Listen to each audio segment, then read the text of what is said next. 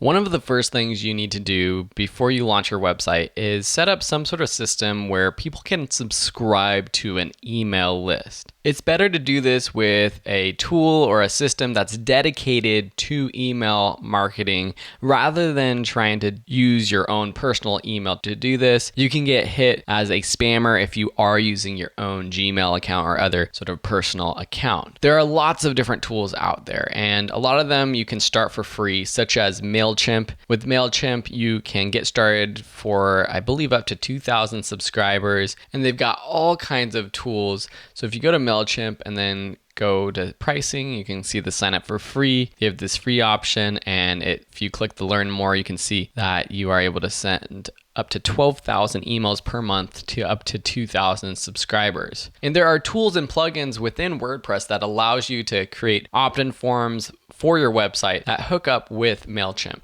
Another option is ConvertKit. This is kind of the new kid on the block in terms of email marketing, but they've really pared down the whole idea of email marketing and made it very simple for people who are just getting started. And this is personally what I use currently. Aweber is another option, and this is just another one in a long list of email marketing tools like Constant Contact, Infusionsoft. There's dozens of them out there, and there's great reasons to use any of them. But as always with this class, I want to give you a free option that I highly recommend, and that's built right within WordPress, and that's MailPoet. I actually used to use this before going over to ConvertKit, and it allows you to do a lot of cool things, and it's very simple. So if you search for MailPoet, you'll see MailPoet newsletters, and it's had over 300,000 installs, 5-star reviews, really great. So go ahead and install it, and I'll show you how to use it. When you activate MailPoet, you'll get this welcome letter, and you can walk through their own tour if you want to, or you can just click this "Thanks now, take me to MailPoet" button down at the bottom. There are 4 different menu options under the MailPoet tab.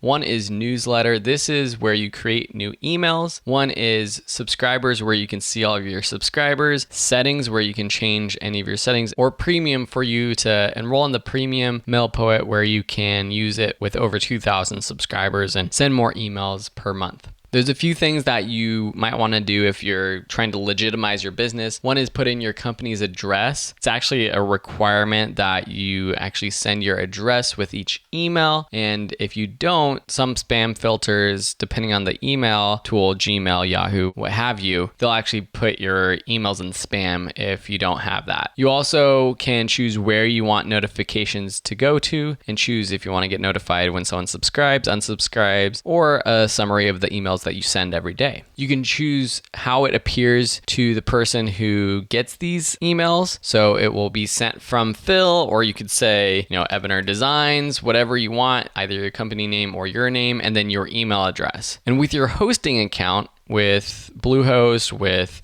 HostGator, with whatever hosting, you can create your own emails with your website. So you could have phil@ebenerdesigns.com, or contact or support at ebenerdesigns.com. The next tab under settings is your forms. So right within the MailPoet app, you can create a form to put in your website. So click create a new form to add a new form. And then you can add different fields. So say you want to collect first name, last name, you can add these to your form. And then you could click any of these to edit how it actually appears. Down below, you can choose what lists these subscribers are going to be added to. So say you have multiple contact forms on different pages of your website, and you want to funnel visitors into different categories. Perhaps you have some visitors, for me, this would be visitors who are more into photography, and then some that are into video production. I might have 2 lists, and depending on the blog page or the article, I would put a different form on that page that funnels into that list. And then this little after submit option is a little pop-up that appears after they've submitted their information on this form. So say you've gone through this, click save. And then to add it to any of your pages, just click this shortcode button down here, copy and paste this shortcode. I'm gonna test it out on my about page. So just paste it into any page, click update, and then refresh that page. And now you can see the form. It tries to match the style of your own website.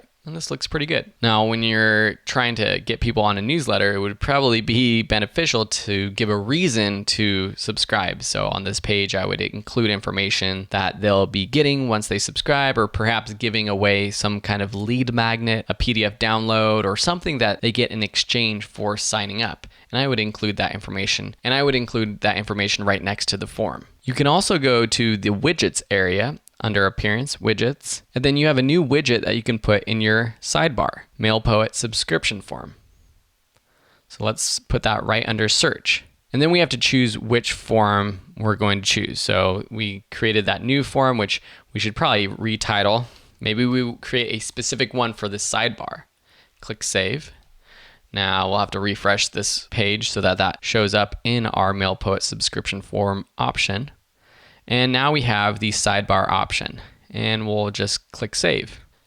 Now, if we go to our blog or any page that has the sidebar, we have this subscribe to our newsletter page. Now let's go back to our subscribers page. You can see that I automatically have myself as a subscriber, but say, let's just type in, for example, my other account, Phil Ebner, and then the email address is at videoschoolonline.com. Then click subscribe. And now you can see this is the pop-up that we saw. So you might want to change this, make it more interesting, say something like, hey, check your inbox, you'll be getting your free PDF, or whatever your lead magnet is. Now let's refresh our subscriber page.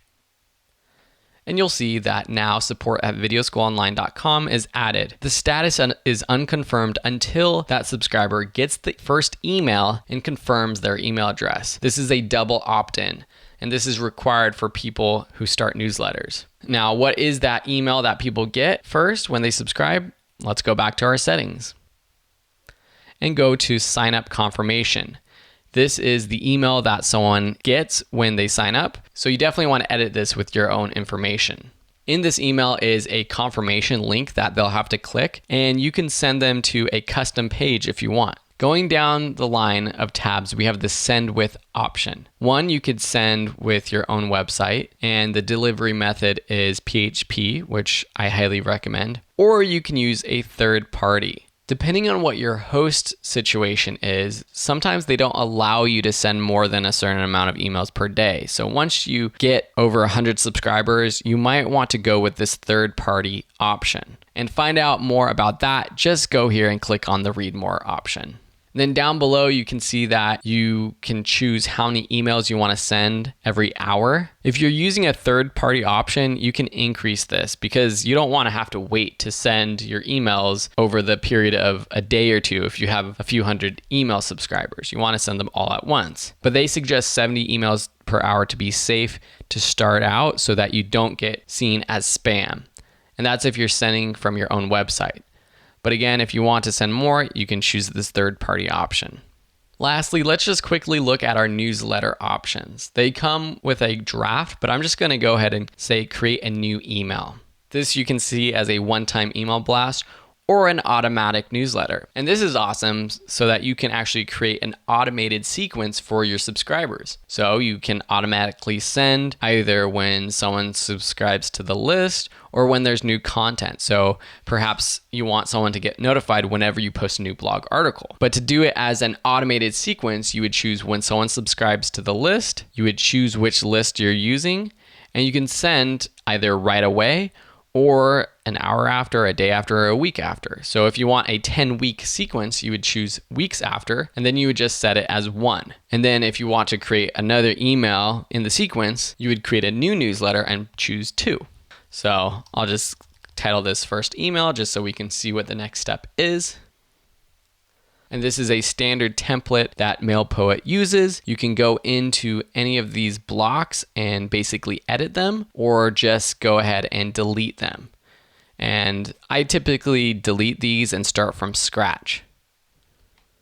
Over here on the right, you have your options for types of content that you want to add, just regular titles and text, or perhaps a WordPress post. And here you can choose which WordPress posts you want to include. Say you're sending a blast with all of your latest articles, you can choose multiple articles and it adds it to this email blast. Or if you are creating this email and it's the first one being sent out, but you want to send the latest article that you've written, perhaps you choose automatic latest content. And then you choose how many. Let's just do the last one. So this is automatically going to send the latest article to whoever signs up at that time. You can add images, you can change the styles, or you can actually add a custom theme. So if you click the Add More Themes button, there are lots of different themes that MailPoet has given us to start out with. So these are kind of templates that you can use. Once you're done adding all of your content, just click Next Step. Verify your subject line, verify when you want it to be sent, verify the sender of the email, also where the reply to email goes, and then you can activate it, or you can just save it as a draft and activate it later on. You can also enter your email address and send a preview email to see how it looks. As you can see, there's lots of great stuff to do with MailPoet, and of course there's the other options as well. So if you have any other questions, please let me know. Otherwise, just poke around and see all that MailPoet has to offer. It's a great way to get started.